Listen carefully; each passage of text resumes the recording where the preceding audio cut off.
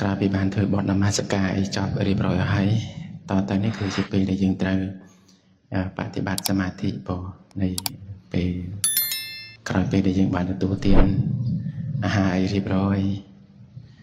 บานล้างมาเลยวิธีต่อแต่นี้คือยังปฏิบัติในสมาธิจิตมันต่อให้ทั้งนี้คือจิตทั้งที่ทั้งที่ใบใหญ่นะทั้งที่ใบให้ตรึงทั้งที่มาเพย์บำไว้ไข่บ้วนชนำปีปอน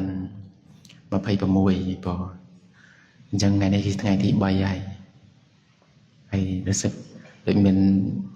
ชอคลังได้ไงนั่งนะลายสรุลนั่งไงแต่เจ้าสรุลใบเมียมันเส้นแต่เจ้าจำน้อยพอละนักต้องการในยังมันปฏิบัติในกลายมันพวกน้องการปฏิบัตินั่งก็วิจารณ์ตรงแต่จมูกนั่งตีกลายบางได้บางการนาเบียติจะไปกระดาษไปนั่งก็จะให้ถอยปฏิบัตินั่งอัดสรุได้แต่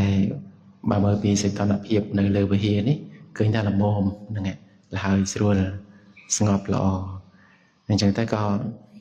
เราไปได้โยมบานโจมาเราอะไรตีกุยดอกบักลูนให้ก็ยังดักลูนยังไอตรองแต่นะเป็นพนันกุยตามเด่นขนมอริยบทได้จะตีสบายโดยแต่บางปราบน้อยก็ยังกุยเป็นพนันได้สดามหรือได้เชยหรือก็ได้สเวงหรือได้สดามนั่นก็อดไอเต้ก็ยังดักกุยให้ไปแทรกคือคลูนบ่อยยังก็ตรึกุยไอตรองนะตรึคลูนยังนั่นตรึกุยบานตรองให้ไปต่อไปคลูนยังกุยบานตรองละอ๋อให้ต่อไปคือตรึบรรทุกการปรังนะตรึบรรทุกการปรังตามเรียงกายเราบ่อยยืนหน่วยบานเจ้ากับอ้อยเมียนการปรังดำใบดังชอดังหามปีโปรบการนายจึงปรังดำใบดังชอดังหามนั่นคือการปฏิบัติบ่อยยืนคืออดสงบเตนะคือบ่อยสงบก็สงบปานแต่บันตินั่นก็บัดตะวิญก็เมียนการระเบิดหรือวินั่งจำนวนตะวิญจังแต่ก็ยังองค์ได้บรรทุกในการปรังบรรทอปีดังแต่ก็ยังกัดในกังวาเครื่องเจาะจำเป็นไอเซมนั่งยังกัดเจ้าจังนะถอยจัดสบายให้ตั้งจัดทางตอนเป็นนี้คือจะเป็นเวลาได้ยังไตรปฏิบัตินำไปบูชาđóพระสัมมาสัมพุทธเจ้าจังนี้ถอยจัดยังสงบโดยแต่ก็บังเอาจัดมาในให้มุนหนึ่งกำหนดดังชอดังหามเจงชอดังหามโจสำหรับเนี่ยได้เลยไอ้บัดในปั๊บกำหนดดังชอดังหามเจงชอดังหามโจบานปั๊บก็กำหนดตั้งแต่บัดดังเตะอดปัญหาแต่ประธานเนี่ยคลาคือเปิดบัดในเตะปั๊บจับชอดังหามมาตอนบานเตะจังบางการจับชอดังหามมาตอนบานเตะเอาเยี่ยมสายเมตามันติดสันเตะสายเมตาดอกหลุดไอ้โซ่ขยมกันนะเมียนเสด็จเสกายสบายจัดหอยแต่ก็สมบัติจำกัดนะเมียนในเสด็จสกายสบายจัดหอยแต่ก็สายเมตตาเนี่ยในจุ่มเป็นยืนนั้นสมบัติเนี่ยได้ปฏิบัติต่างออกเรียนในเลยวิเฮียนี้เมียนในเสด็จสกายสบายจัดสมบัติเนี่ยในขนมอวะนี่เมียนในเสด็จสกายสบายจัดสมบัติเนี่ยทวีดำนาตามดองเพลย์ทั้งหลายเมียนในเสด็จสกายสบายจัดสมบัติสับสัตทั้งหลายทั้งปวงเมียนในเสด็จสกายสบายจัดเธอมาเราโหได้จัดเรียนสงบมันติดให้จำจึงโยกสติมาดำกรในป่าเวียนจงจมอกดำไปกำหนดดังนักชอยใจนักชอยโจก็ดังชอยใจก็ดังนะดำไปยังบันดังหามก่อนจะบ้าหล่อvà thầy dương ai đăng cho đăng hàm để mình chậm mạch bồ được cam bán cứ còn đã bật này bắp cho đăng hàm chỗ có đăng đặt cho đăng hàm chỗ cho đăng hàm chánh có đăng đặt cho đăng hàm nâng chánh tại bà cái này dương sẽ tỷ dương ở toàn cực còn đấy lòng bạc trong cả đăng cho đăng hàm ở dương bồ được cam chui bằng đài bị đỏ đăng hàm chỗ ở dương bồ được cam thái chỗ bị đỏ đăng hàm chánh ở dương bồ được cam thái chánh châu từ rơi dân từ hãy đáp ý không cả cầm nọt đằng sau đằng hàm trên đằng sau đằng hàm châu tiết cứ dương cầm nọt đằng đòi đằng sau đằng hàm nắng tam bạp thông mà chiết đòi mình chậm bạch tam cho để châu từ hàng khăn hay có mình chậm bạch tam cho để trên từ hàng cao ហើយក៏មិនគួរបីទៅបង្កប់ខ្យល់ដង្ហើមចេញនិងខ្យល់ដង្ហើមចូលនោះដែរពីព្រោះនៅក្នុងគម្ពីរបฏิសម្បទាមគ្គគឺព្រះមហាសារីបុត្រលោកបានប្រាប់ហើយថាឲ្យយើងតម្កល់សតិនៅបរិវេណដែលខ្យល់នៅក្នុងបរិវេណចុងច្រមុះគឺបរិវេណនៃខ្យល់ពុលត្រូវនឹងឯងមិនក៏បីតាមខ្យល់ដង្ហើមដែលចូលទៅខាងក្នុងមិនក៏បីតាមខ្យល់ដង្ហើមដែលចេញទៅខាងក្រៅហើយក៏មិនក៏បីទៅបង្គាប់នៅខ្យល់ដង្ហើមចេញនិងខ្យល់ដង្ហើមចូលនោះដែរអាហ្នឹងគឺព្រះមហាសារីបុត្រដែលជាអគ្គសាវកស្ដាំរបស់ព្រះសម្មាសម្ពុទ្ធជាម្ចាស់ហ្នឹងគឺបានចម្ដែងមកបែបនេះសូម្បីតែនៅក្នុងគម្ពីរវិសុទ្ធិមគ្គក៏លោកបានអធិប្បាយផងដែរថាឲ្យយោគីវាចោដែលជាអ្នកបប្រតិបត្តិហ្នឹងគឺឲ្យយើងកំណត់ដឹងនៅខ្យល់ចេញនិងខ្យល់ចូលហ្នឹងគឺដូចជាបុគ្គលឬក៏បរោះអ្នកយាមទ្វារណាបរោះអ្នកយាមទ្វារហ្នឹងគឺគាត់នៅឈរនៅកន្លែងខ្លងទ្វារហ្នឹងគឺដោយមិនបានតាមមើលអ្នកដែលដើរចូលទៅក្នុងនគរហ្នឹងអ្នកហ្នឹងគឺ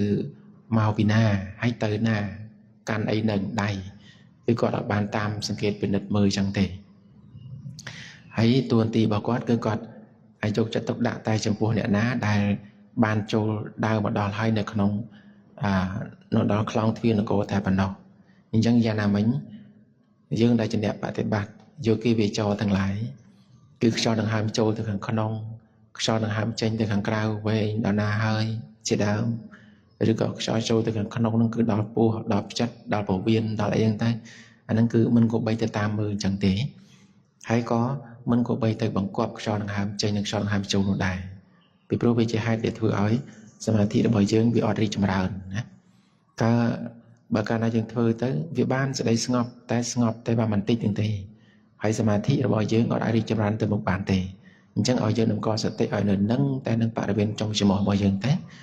អាហ្នឹងគឺសមាធិរបស់យើង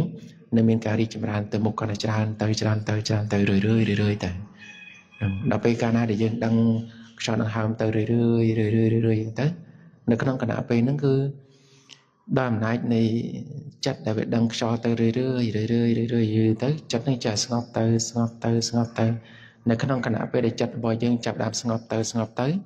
នៅក្នុងគណៈពេលហ្នឹងខ្យល់ដង្ហើមហ្នឹងក៏ល្អិតទៅស្រាលទៅតិចទៅយូរទៅគឺខ្យល់ដង្ហើមហ្នឹងគឺហាក់ដូចជាបាត់តែម្ដងហ្នឹងហើយពួកក្នុងការដែលខ្យល់ដង្ហើមនៃបាត់ហ្នឹងវាមានលក្ខណៈពីរយ៉ាងទី1ដែលយើងអាចដឹងខ្យល់ដង្ហើមបានហ្នឹងដោយសារតែចិត្តយើងរវើរវាយបើកាលណាចិត្តរបស់យើងវារវើរវាយខ្លាំងនឹងក៏យើងអាចដឹងខ្យល់ដង្ហើមចេញនិងខ្យល់ដង្ហើមចូលបានដែរហ្នឹងទី1ទី2នៅពេលណាដែលចិត្តរបស់យើងហ្នឹងគឺស្ងប់ដល់ពេលចិត្តរបស់យើងស្ងប់ខ្យល់ហ្នឹងវាល្អិតដល់ពេលខ្យល់ហ្នឹងល្អិតទៅនៅក្នុងគណៈពេលហ្នឹងគឺរហូតដល់ខ្យល់ហ្នឹងវាតិចពេកធ្វើឲ្យសតិយើងមានកម្លាំងអត់គ្រប់គ្រាន់ដើម្បីដឹងនៅខ្យល់ដែលល្អិតហ្នឹងក៏ជាហេតុមួយធ្វើយើងមិនអាចដឹងខ្យល់ដង្ហើមបានផងដែរអញ្ចឹងមានពីរចំណុចហ្នឹងឯងដែលអ្នកបប្រតិបត្តិតែងតែជួបអញ្ចឹងនៅក្នុងគណៈដែលយើងដឹងខ្យល់ដង្ហើមទៅរឿយរហូតដល់តែខ្យល់ដង្ហើមនឹងបាត់ហើយទៅក៏ដោយអំណាចនៃចិត្តរបស់យើងស្ងប់ខ្យល់យើងវាល្អិតរហូតដល់តែខ្យល់បាត់អានឹងបានថាសមាធិរបស់យើងរីកចម្រើនកំពុងតែទៅមុខហើយតែបើអាការបាត់ខ្យល់ដង្ហើមមួយទៀតគឺអត់ដឹងខ្យល់ដង្ហើមទេប៉ុន្តែតែដឹងការរវើរវាយជំនួសវិញគិតពីរឿងមួយទៅរឿងមួយរវើរវាយយ៉ាងទៅអាហ្នឹងគឺសមាធិអត់រីកចម្រើនទេណាអញ្ចឹងក្នុងការដែលអត់ដឹងខ្យល់ដង្ហើមមានពីរចំណុចហ្នឹងអញ្ចឹងនៅកាលណាដែលយើងបានដើម្បីកុំឲ្យចិត្តយើងវារវើរវាយចេញទៅខាងក្រៅគឺនៅក្នុងគម្ពីរវិសុទ្ធិមគ្គគឺលោកណែនាំឲ្យយើងបរិកម្មនេះឯងហើយយើងបរិកម្មដោយយើងបរិកម្មខ្យល់ដង្ហើមចូលដកដង្ហើមចូលបរិកម្មថាចូលដកដង្ហើមចេញបរិកម្មថាចេញចូលចេញទៅរឿយយ៉ាងទៅហើយបើមិនចឹងទេគឺយើងប្រើវិធីក្នុងការរាប់ក៏បានដែររាប់ហ្នឹងគឺខ្យល់ដង្ហើមចូលខ្យល់ដង្ហើមចេញរាប់ថា1ចូលចេញ2ចូលចេញ3តែរហូតដល់8យ៉ាងទៅក៏រាប់សារជាថ្មីឡើងវិញនៅក្នុងការរាប់នឹងដែលមិនអោយរាប់ច្រើនពេកបើកាលណាយើងរាប់លើសពី10ទៅចិត្តរបស់យើងនឹងឯងវាអត់បានចាប់អារម្មណ៍ទៅជាមួយនឹងខ្យល់ដង្ហើមទេគឺយើងទៅចាប់អារម្មណ៍ទៅជាមួយចំនួនតួលេខពីព្រោះនៅក្នុងគម្ពីរវិសុទ្ធិមគ្គលោកបានប្រាប់ឲ្យយើងរាប់ប៉ុ ប៉ុន្តែដែលរាប់ហ្នឹងគឺលោកបានបញ្ជាក់ឲ្យថាដែលរាប់ហ្នឹងគឺកុំឲ្យតិចជាង5ហើយក៏កុំឲ្យលើសពី10ហ្នឹងបើកាលណាយើងរាប់លើសពីហ្នឹងចិត្តរបស់យើងទៅបដោតតែជាមួយនឹងការរាប់ដោយមិនបានយកចិត្តទុកដាក់ទៅជាមួយនឹងខ្យល់ដង្ហើមទេអញ្ចឹងទៅក៏ពីព្រោះខ្យល់ដង្ហើមវាគឺជាអារម្មណ៍របស់កម្មដ្ឋានតែចំនួនលេខដែលយើងរាប់ហ្នឹងអាហ្នឹងវាមិនមែនជាអារម្មណ៍កម្មដ្ឋានទេតែវាជាឧបករណ៍ជួយធ្វើឲ្យសតិយើងមានកម្លាំងដើម្បីអាចដឹងនៅខ្យល់ដង្ហើមនឹងបានដោយអាស្រ័យការរាប់ចំនួនតួលេខនេះឯងអញ្ចឹងក៏សូមឲ្យយើងបានតាំងចិត្តមានសទ្ធាជ្រះថ្លានៅក្នុងការបប្រតិបត្តិហ្នឹងឲ្យបានល្អទៅពីព្រោះដូចដឹងស្រាប់ហើយថាអាណាបានសតិកម្មដ្ឋាននេះគឺជាកម្ពូលនៃកម្មដ្ឋានទាំងឡាយទាំងពួងណាគឺជាកម្ពូលនៃកម្មដ្ឋានទាំងឡាយទាំងពួងហើយក៏ជាកម្មដ្ឋានដែលព្រះសម្មាសម្ពុទ្ធជាម្ចាស់ទាំងឡាយគ្រប់ព្រះអង្គតែងតែបប្រតិបត្តិដែលអគ្គសាវកពុទ្ធទាំងឡាយគ្រប់ព្រះអង្គតែងតែបប្រតិបត្តិដែលព្រះបច្ចេកពុទ្ធទាំងឡាយគ្រប់ព្រះអង្គតែងតែបប្រតិបត្តិដែលសាវកទាំងឡាយទាំងពួងព្រះអរិយទាំងឡាយទាំងពួងតែងតែប្រព្រឹត្តបប្រតិបត្តិនៅអានាបានសតិនេះឯងហើយគឺជាវិហារធម៌ដែលគ្រឿងនៃជាសុខផងដែរអ្នកបប្រតិបត្តិនៅអានាបា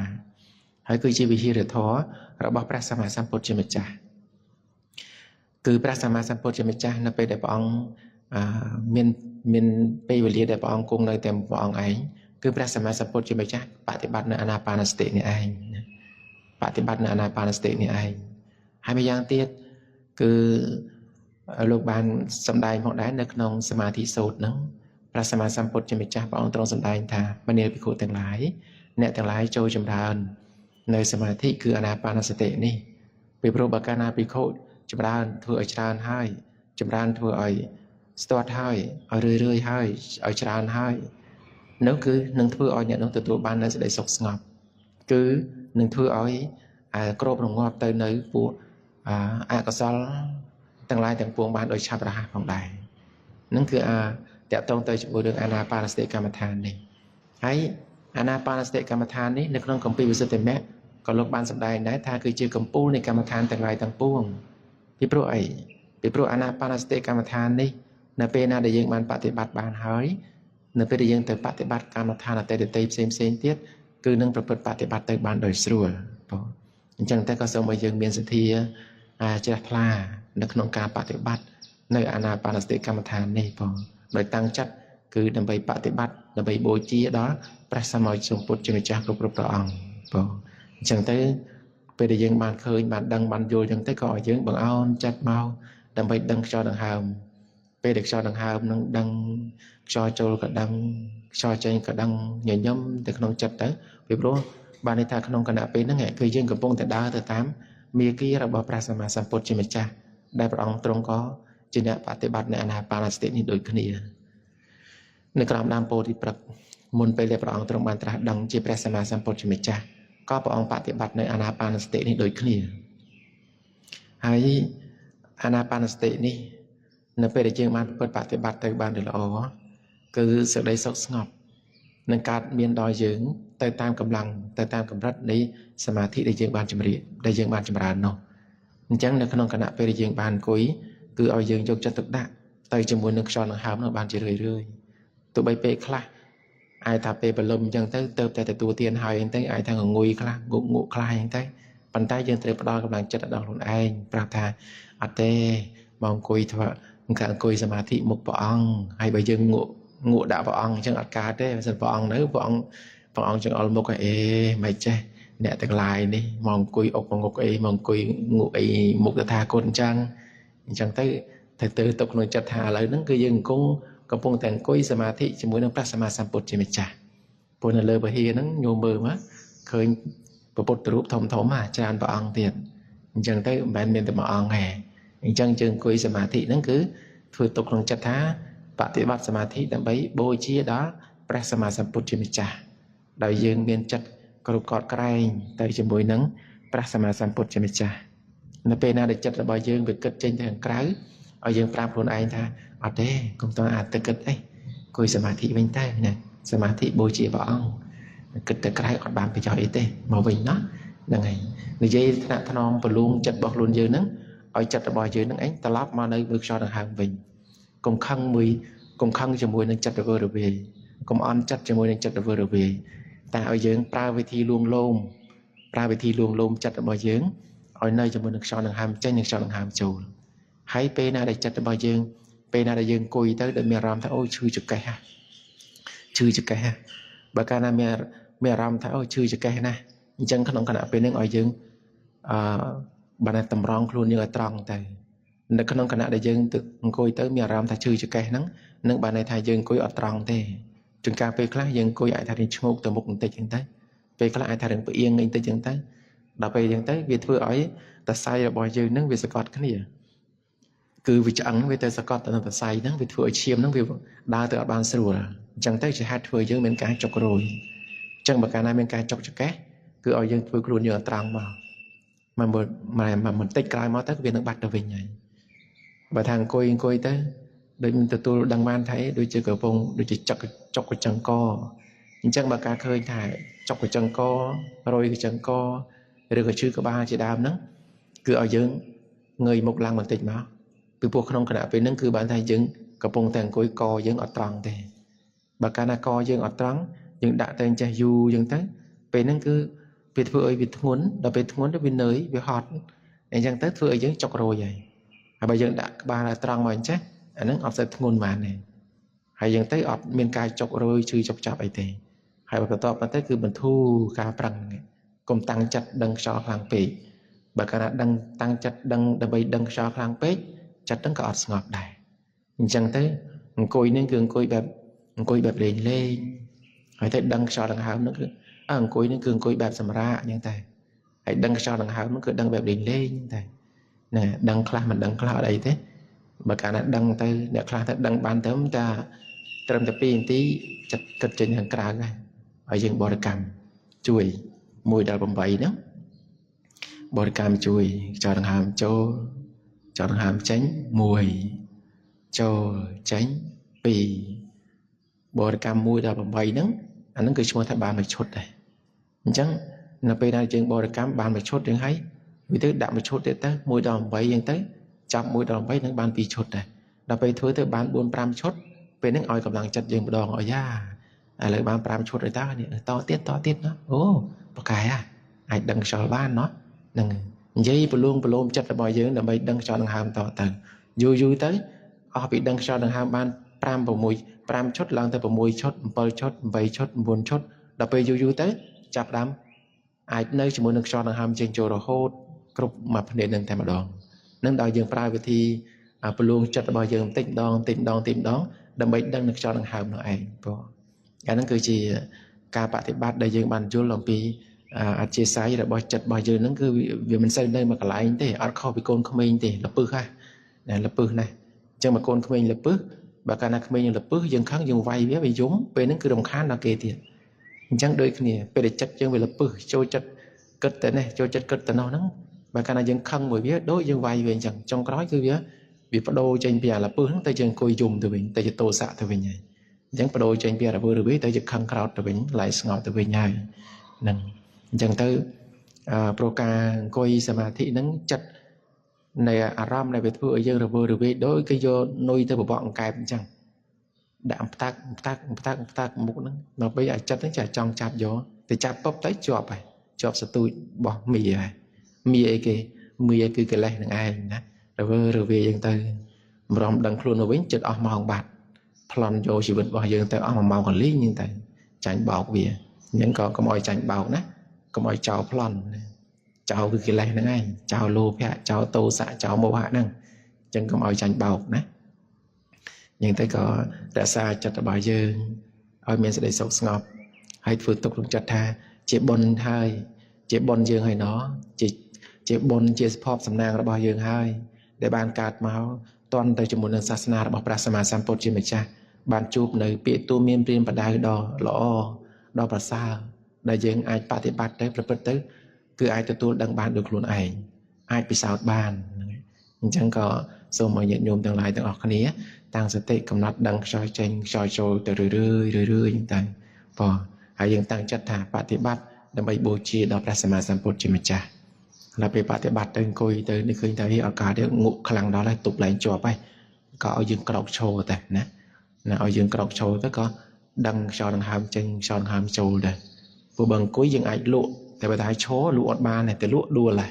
ยังแต่ยังกรองโชว์แต่ประธานโชว์เนี่ยดอกสงบติดได้จึงกรำมันติดจึงตั้งมาสบตลับมองคุยโตไปยังแต่พลากระโดดนี่แต่เรื่อยๆยังแต่โปรยยังจัดใบจัดยังแบบตอนสงบดังชอดังหามาตอนบานล้อคุยใบยังตรอมคุยยุตกเอาไว้แต่นี้การล้างคุยการอะไรสงบติดแต่บางการนายยังปลายอย่าไปเตะปั่นเตะไอ้ดังชอดังหาบ้านเราไปดังชอดังหาบ้านล้ออยู่แต่ពេលហ្នឹងគឺវាជក់ទៅខ្លួនវាទេអង្គុយរយៈពេលបាន1ម៉ោង2ម៉ោងហ្នឹងគឺនៅពេលណាដែលយើងមានសេចក្តីសុខស្ងប់ទៅជាមួយនឹងការអង្គុយហើយពេលហ្នឹងរយៈពេលវាទៅខ្លួនវាទេណាយើងមិនចាំបាច់ទៅបង្គាប់ទេហើយទុក្ខវេទនាកើតឡើងបើថាយើងអាចទ្រាំបានក៏ទ្រាំទៅតែបើថាទ្រាំបានទេមិនកើតទេបដូរឥរិយាបថទៅណាក៏បដូរឥរិយាបថទៅពីព្រោះយើងមិនទាន់បានដល់ថ្នាក់បប្រតិបត្តិចូលដល់ការធ្វើវស័យធ្វើអីទេគឺនៅក្នុងថ្នាក់ដំបូងនៅឡើយទេអាចបដូរឥរិយាបថបានបដូរឥរិយាបថតែមិនបដូរអារម្មណ៍ទេណានឹងហូចទៅកំណត់ដឹងខ្យល់ដង្ហើមតែបែបសបាយតែ